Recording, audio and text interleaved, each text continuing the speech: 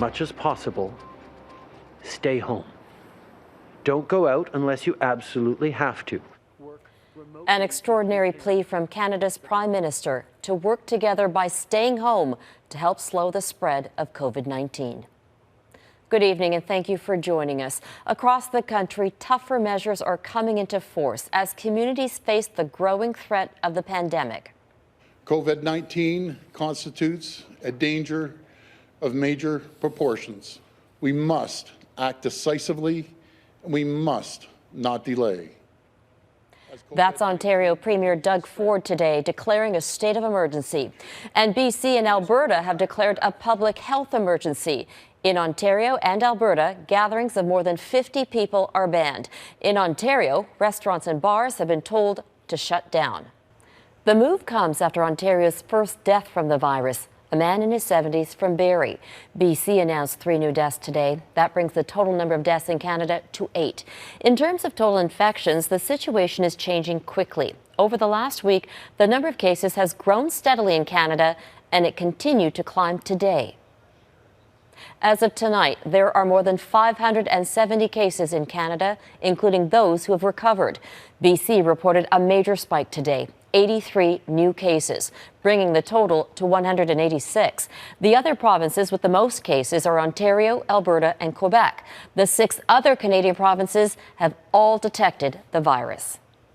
The Prime Minister says his government is considering emergency measures to better tackle the pandemic.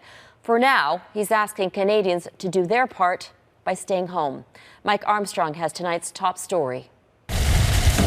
There is no question what the Prime Minister is trying to convey, a delicate balance of calm and concern.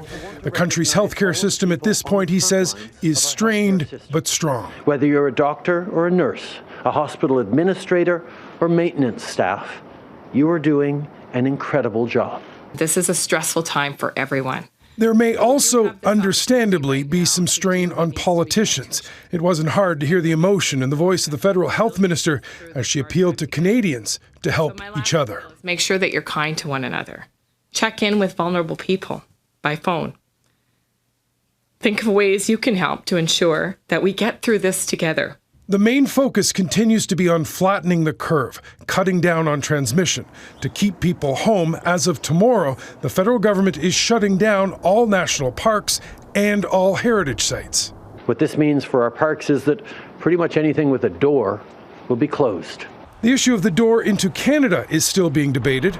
Ottawa is closing the border to most of the world effective just after midnight, but not to Americans. The Deputy Prime Minister says the border is a lifeline to both countries, moving goods, medicine, and workers, but she's heard the criticism. We're very aware that the situation for British Columbia is particularly acute, and I had a long conversation with Premier Horgan about it last night. We have to slow down the spread of COVID-19. The Premier of Ontario is declaring an official state of emergency. Much of the province is shutting down nearly everything other than grocery stores and pharmacies and restaurants that do takeout or delivery. Ottawa isn't going quite that far. It has not enacted the Emergencies Act yet. It is a very serious step.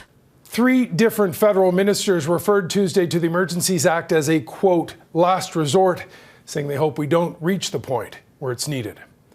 Mike Armstrong, Global News, Ottawa. Canada's Emergencies Act would allow the federal government to declare a public welfare emergency, and that would give the government sweeping power to lead a national response to the outbreak, like restricting the movement of people, regulating how goods and services are distributed. It also allows the government to set up emergency shelters and hospitals. It was formerly known as the War Measures Act and was used during the 2 world wars, including to censor newspapers and religious groups.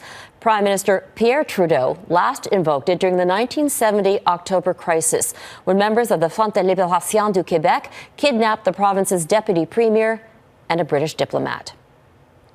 The federal government is expected to unveil an emergency stimulus package tomorrow to help Canadians get by and keep the economy afloat. Global News has learned key details. Let's bring in Global's Couteur in Ottawa. Mike, what are you hearing? Yeah, Robin, we have learned that the economic stimulus package presented by the government Wednesday will be worth between $20 and $30 billion. It's a massive figure that gives us an idea of how significant the government thinks the overall need could be and perhaps how long Canadians will require financial support. Now, the announcement will be made by the Prime Minister and then additional details will be laid out by the Finance Minister, Bill Morneau. Justin Trudeau has been leading meetings with key cabinet ministers for the past few days in order to come up with this plan.